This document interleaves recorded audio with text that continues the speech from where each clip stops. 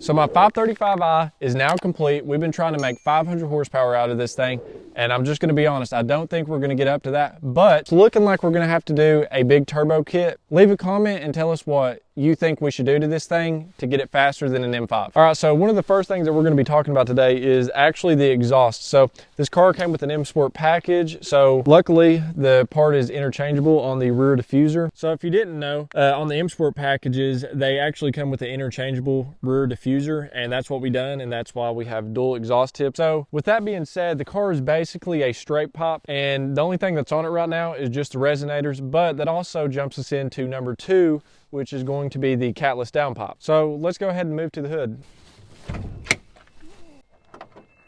So I don't know how well you're going to be able to see this down pop. I actually installed this myself.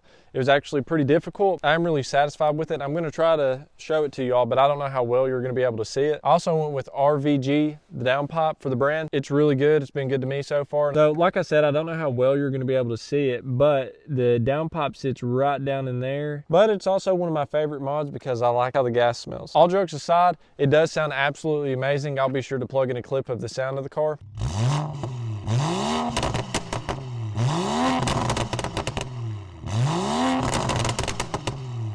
But this is also going to move us into number 3, which is going to be your charge pop. And you're actually going to be able to see this one. I went with the HPS, and so far it's been really good, and it's also very durable. It's aluminum, so you're not going to have to worry about the plastic breaking or anything of that nature. It also will make the turbo sound just a little bit louder, not too much. So coming over here in the engine bay, you can actually see it pretty good since we moved the intake system.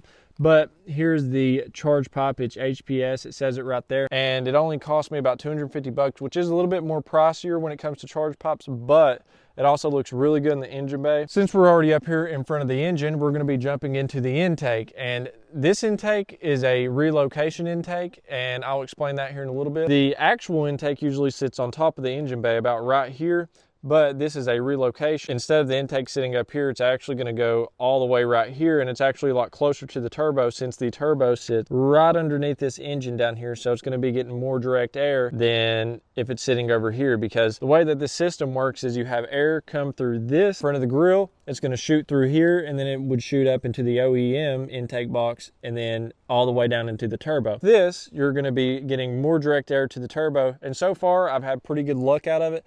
This is pretty much like the MST intake, but this is Kyostar, and it's actually a little bit cheaper. I paid about 220 bucks, and so far I've had no problems out of it, and it actually sounds unbelievable, and I'll be sure to put a sound clip of it in the video as well.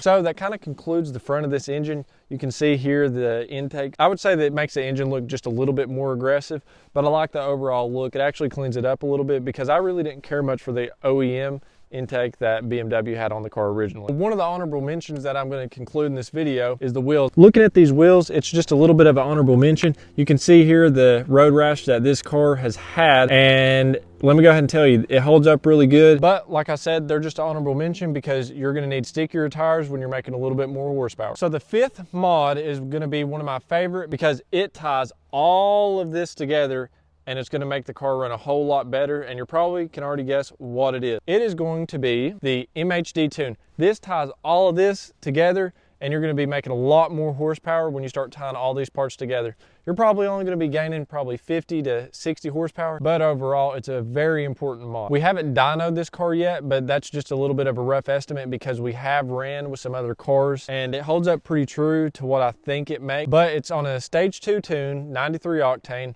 The car says 400 horsepower, but I don't think that's right. So we might be doing an E50 blend just to see what we can make out of it. The sad truth to this car is the N55 cannot make 500 horsepower with a full bolt-on kit. It's looking like we're gonna have to do a big turbo for this car, and if you wanna see that, make sure to like and subscribe because we wanna put a big turbo on this thing and get it faster than an M5.